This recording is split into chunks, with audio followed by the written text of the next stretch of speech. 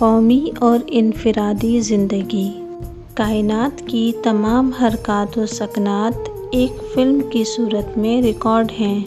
جس طرح اس فلم میں کائناتی مظاہر کے نقوش موجود ہیں، اسی طرح بے شمار کہکشانی نظاموں میں نشر ہو رہے ہیں۔ بات جد و جہد، کوشش اور اختیار کی ہے۔ اگر جد و جہد اور کوشش نہیں کی جاتی تو زندگی میں خلا واقع ہو جاتا ہے۔ یہ عمل انفرادی اور قومی دونوں صورتوں میں ازل تا ابد جاری ہے۔ اللہ کا قانون ہے کہ جب کوئی بندہ جد و جہد اور کوشش کرتا ہے اور اس جد و جہد اور کوشش کا ثمر کسی نہ کسی طرح اللہ کی مخلوق کے کام آتا ہے تو وسائل میں اضافہ ہوتا رہتا ہے۔ زمین پر اللہ نے جتنی بھی اشیاء تخلیق کی ہیں ان کے اندر بے شمار صلاحیتیں چھپی ہوئی ہیں۔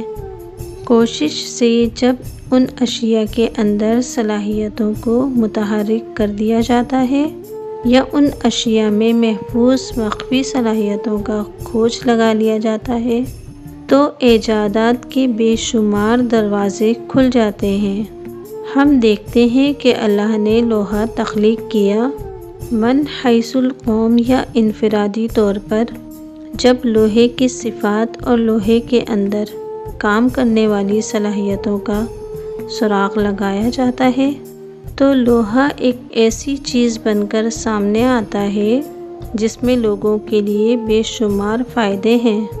آج کی سائنس اس کا کھلا ثبوت ہے۔ سائنسی ترقی میں مشکل سے کوئی ایسی چیز ملے گی جس میں کسی نہ کسی طرح لوہے کا عمل دخل نہ ہو۔ صورتحال کچھ یوں بنی کہ لوح محفوظ میں انفرادی زندگی بھی نقش ہے اور قومی زندگی بھی نقش ہے۔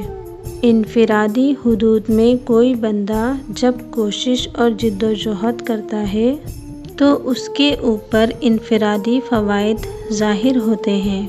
قومی اعتبار سے 1، 2، 4، 10 بندے جب کوشش کرتے ہیں تو اس جد و جہد سے اور کوشش سے پوری قوم کو فائدہ پہنچتا ہے۔ اللہ کہتا ہے، میں ان قوموں کی تقدیریں نہیں بدلتا جو قومیں خود اپنی حالت بدلنا نہیں چاہتیں۔ لوح محفوظ پر یہ بات بھی نقش ہے کہ جو قومیں خود اپنی حالت بدلنے کے لیے کوشش کرتی ہیں ان کو ایسے وسائل مل جاتے ہیں جن سے وہ معزز اور محترم بن جاتی ہیں، اور جو قومیں اپنی تبدیلی نہیں چاہتی وہ محروم اور ذلیل زندگی گزارتی ہیں۔ لوح محفوظ پر لکھے ہوئے نقوش یہ ہیں: بندہ اللہ کے دیے ہوئے اختیارات کو اگر صحیح سمتوں میں استعمال کرتا ہے تو اچھے نتائج برآمد ہوتے ہیں، اگر غلط طرزوں میں استعمال کرتا ہے تو منفی نتائج مرتب ہوتے ہیں۔ بات صرف اتنی سی ہے کہ اللہ یہ چاہتا ہے کہ بندہ اللہ کے عطا کردہ اختیارات کو اس طرح استعمال کرے کہ جس سے اس کی اپنی فلاح اور اللہ کی مخلوق کی فلاح کا سامان میسر ہو۔